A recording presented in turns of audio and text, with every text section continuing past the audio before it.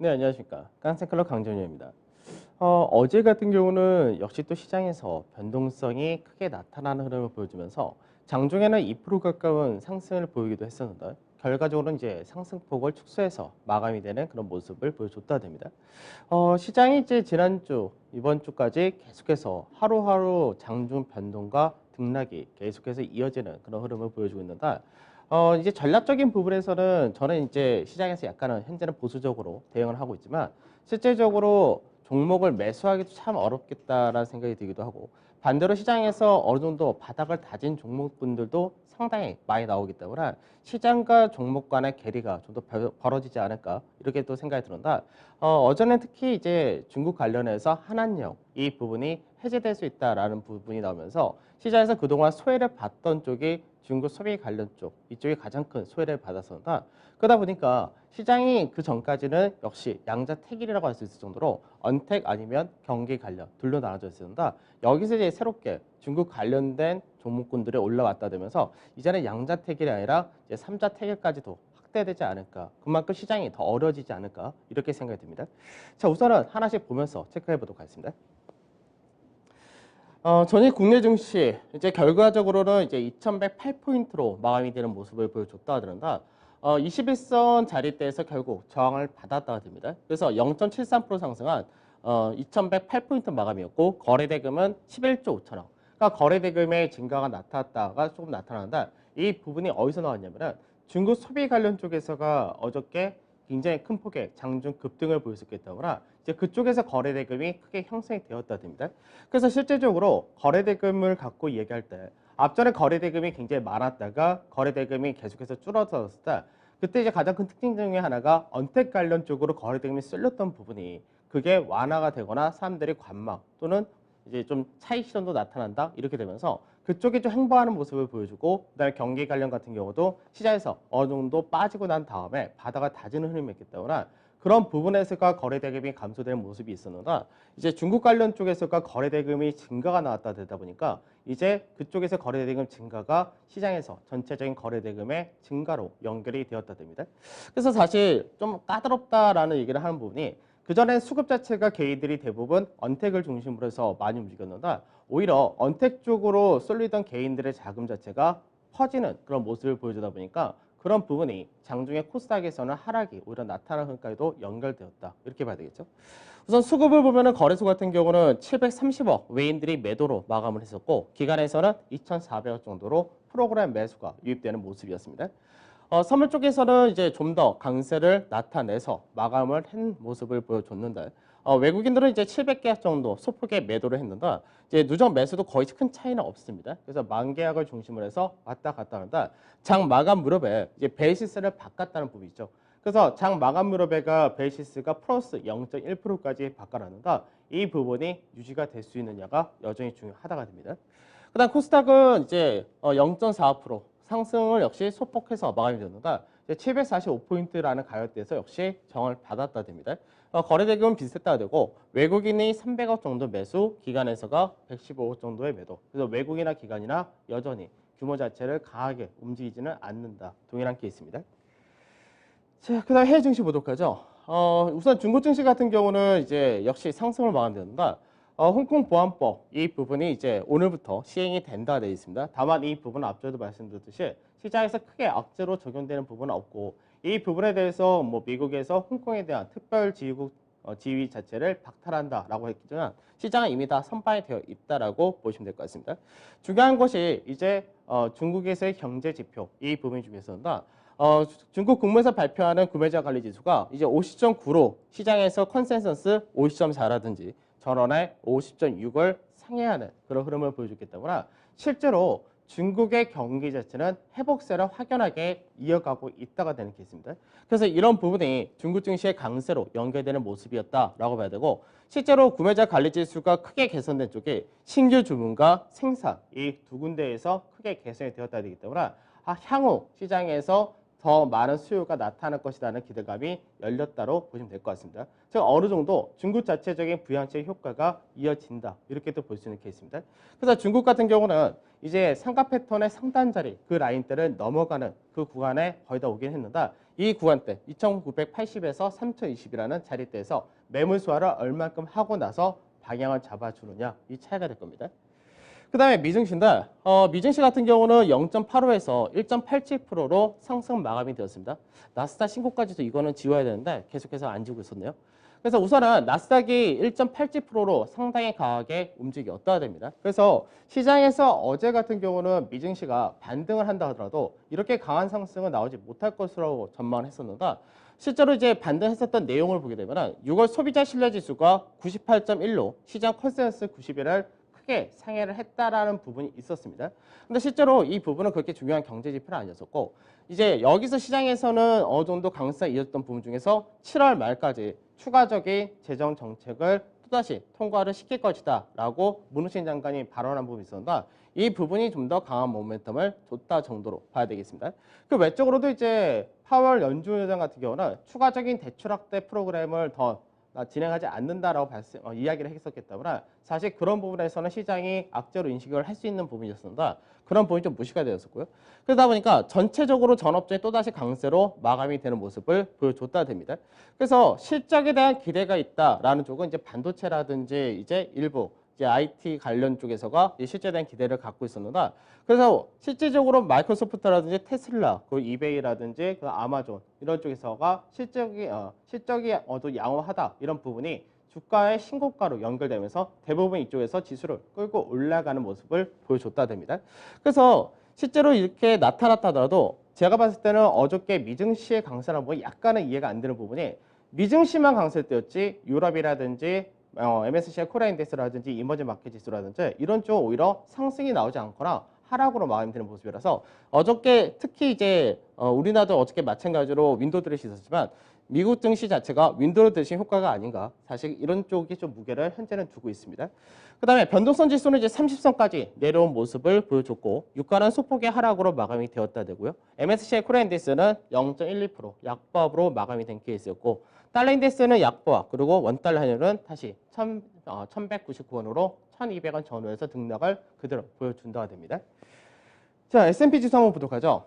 이제 S&P 지수가 실제로 이제 앞전에 이제 처음 저점부터 올라왔을 때는 거의 19마디로 움직였었다가 이제 앞전에 이제 5월 중순부터 저점 대비해서 고가까지가 약 17거래 나타났었고요.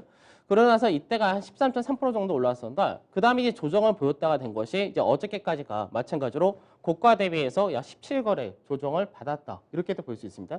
그래서 얼핏 보면은 이제 상승과 조정 마감이 되었다가 되긴 하는데 이게 조정이 마지막 거래일에 오히려 하락으로 마감을 하면은 그 다음에 반등에 대한 기대치를 좀 더 높게 실을 수가 있는데 어저께 상승으로 마감이 되다 보니까 사실 이 부분이 그렇게 썩 좋아 보이지는 않습니다. 다만 이제 시장 자체가 어떻게 보면 그만큼 유동성이라든지 저가 매수가 강하다 이렇게도 볼 수 있는데 지금 모양을 보게 되면은 우선은 21선 자리대까지 다시금 올라왔다 되고 지금 상가 패턴을 다시 좀 살려놨는데 역시 상가 패턴에서 방향을 어디로 잡을지는 좀 더 봐야 되는 케이스다.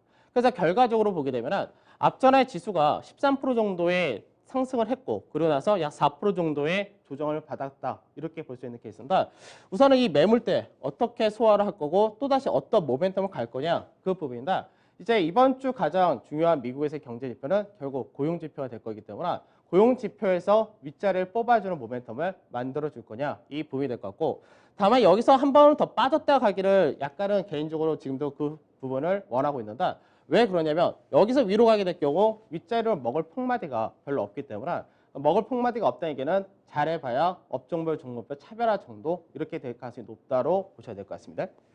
그 다음에 나스닥 지수를 보게 되면은 나스닥은 이제 상승을 이제 다시금 10,000포인트대를 올라가서 마감이 되었다 되죠.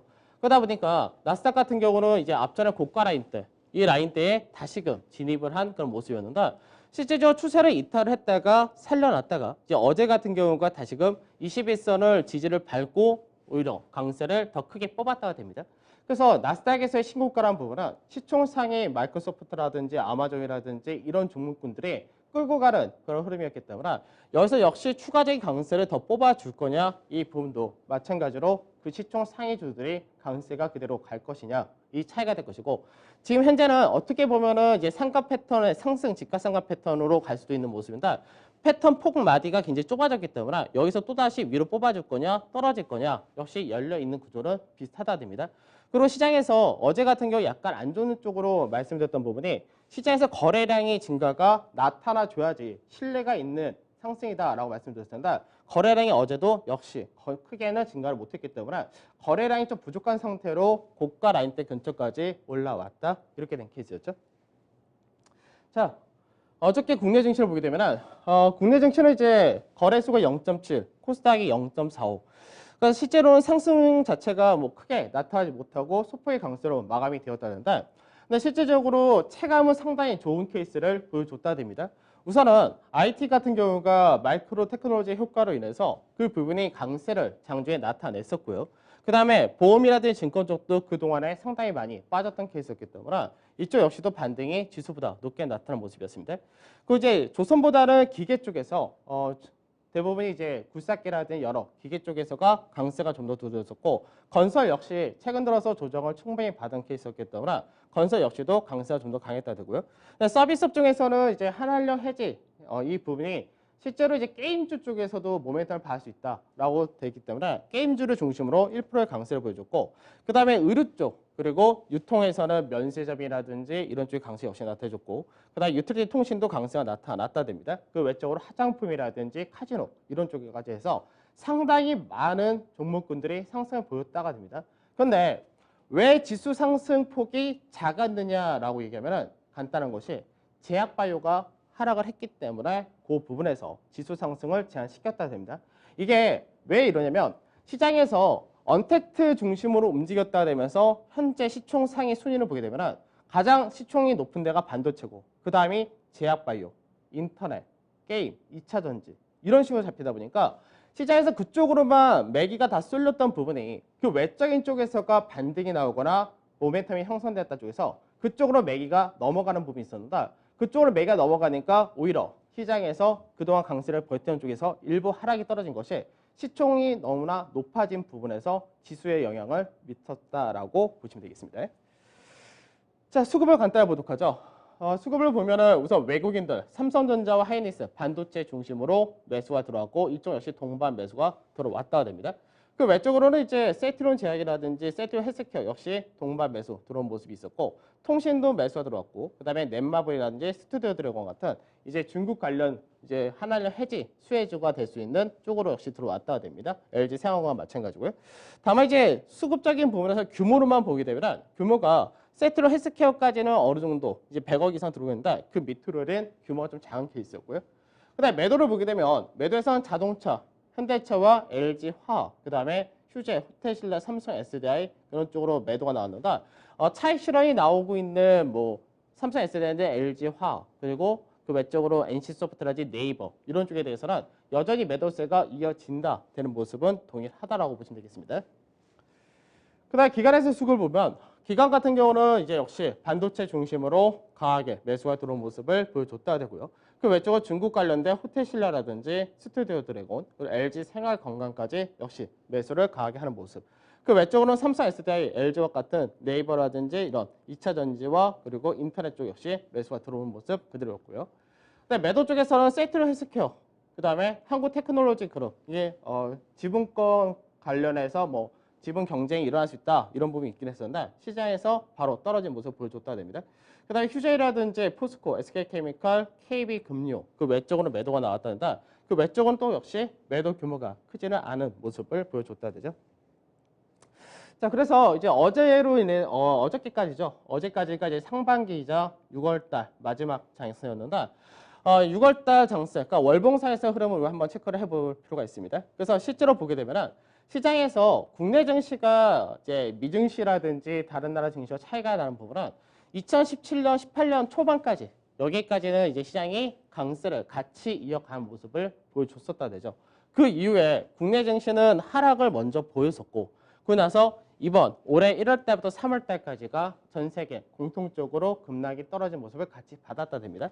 그래서 국내 증시는 실제적으로 가장 중요한 자리대가 앞전에 1920포인트 전후가 가장 중요한 자리인데 이 자리대가 예전에 계속해서 국내 증시가 박스권을 보였을 때의 중간 가격이 된다는 위치입니다. 그래서 실제로 이 자리대가 예전부터 굉장히 중요한 자리였었는데 이 자리대를 3월 달에 이탈을 했다가 그러고 나서 회복하고 저항받고 올라온 그런 모습을 보여줬다 그런다.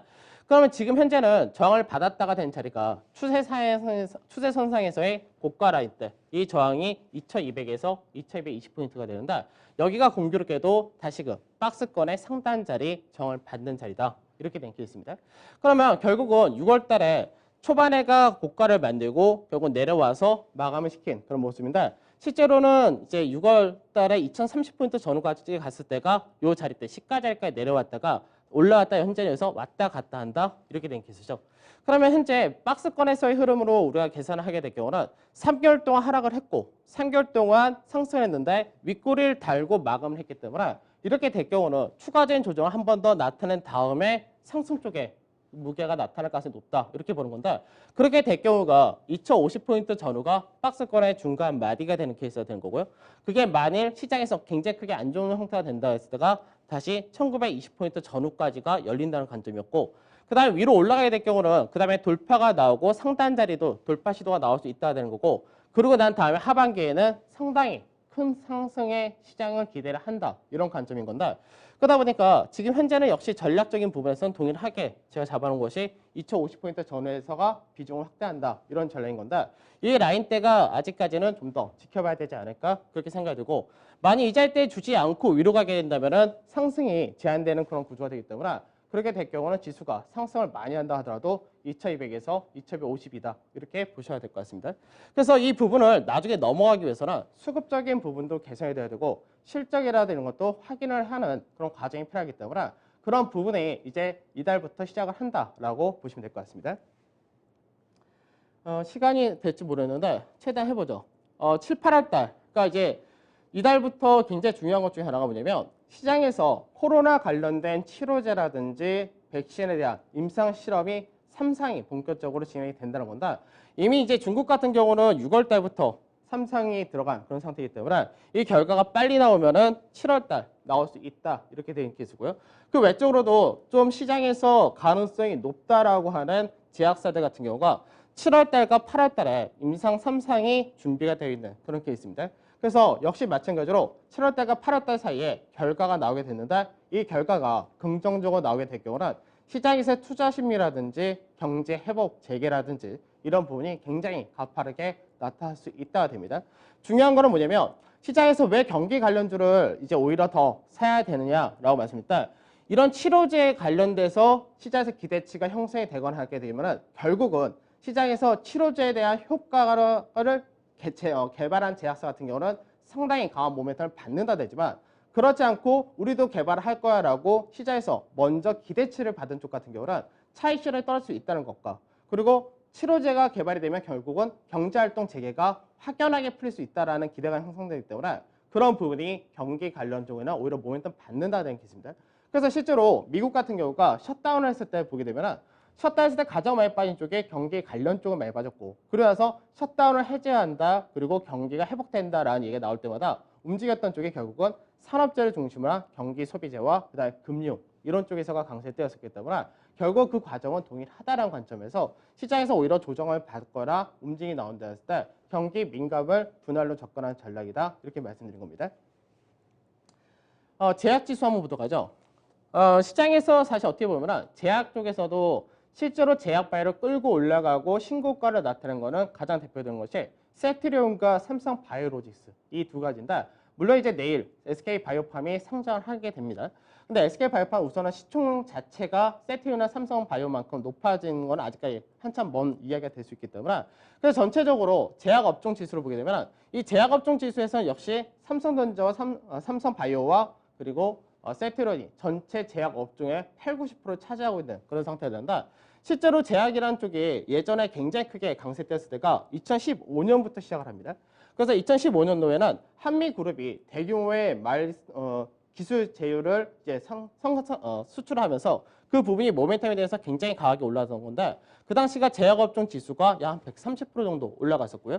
그러고 나서 2010년도 말부터 삼성바이오가 상장하고 세트리온이 거래소를 이전한다 되면서 2018년 초까지가 역시 거의 106% 정도의 상승을 나타냈다 됩니다.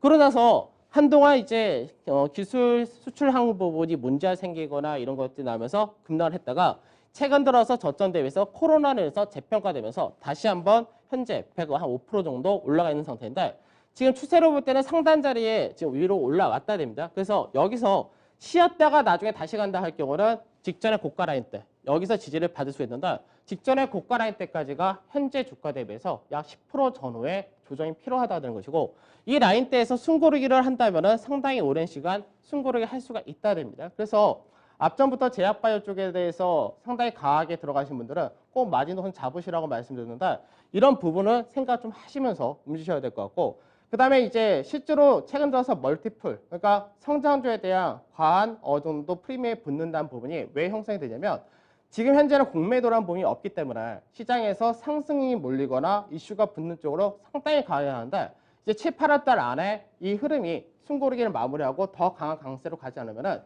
그 이후에는 공매도의 우려를 시장에서 받아들일 수밖에 없기 때문에 그런 부분도 조금은 생각하시면서 움직이는 것이 좋을 것 같습니다. 자, 시간이 없으니까 바로 투자 전략 가도록 하죠.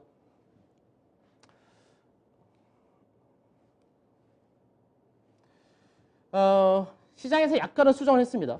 리증시가 본격적으로 조정 가능성이 있다. 근데 이거를 현재는 중립으로 약간 바꿔놨습니다. 그러니까 좀 더 지켜보겠다는 관점인데 아까도 말씀드렸듯이 미증시가 어저께 그렇게 강세 띄었던 부분을 이해가 좀 안 된다 정도? 요 정도 생각하시면 될 것 같고 국내 증시가 차별화가 될 수 있다라는 부분은 여전히 동일한다. 이건 수급이 개선이 좀 필요한 그런 부분이고 중국에서의 구매 잔리수는 잘 나왔다 부분도 국내는 나쁘지 않다라고 보시면 될 것 같습니다. 그 다음에 이제 남아있는 것은 중국에서의 차익신 구매 잔리수와 그 다음에 미국에서 고용지표 이것까지가 이번 주 중요하다 되고요. 코스피 같은 경우는 상단 자리가 2125에서 2150 현재는 이렇게 잡힐 수밖에 없고 하단은 동일하다 정도로 생각하시면 될 것 같습니다. 코스닥 역시 마찬가지 동일한 케이스고요. 그다음 시장에서 역시 분할로 산다란 부분은 경기민간 대형을 산다 쪽인데 이쪽에 하반기 실적 개선된 쪽을 좀 더 주목을 하셔야 될 것 같고 저는 이제 낚시라는 표현을 썼는데 빠졌을 때 분할로 산다는 관점인데 현재는 그렇게 원한 가까지 내려오지 않아가지고 이 부분은 그냥 분할로 소폭 접근을 하거나 기다린 것이 좋다라고 보고 있습니다. 그다음에 빚 관련해서는 차익 실현 주의를 좀 하시면 될 것 같습니다. 자, 이번 주 벌써 한 주의 중간 자리에 왔는데 시장이 쉽지는 않은 것 같습니다. 잘들 대응들 하시고 시장에서 좋은 성과 내시길 바라겠습니다. 전 내일 찾아뵙도록 하겠습니다. 감사합니다.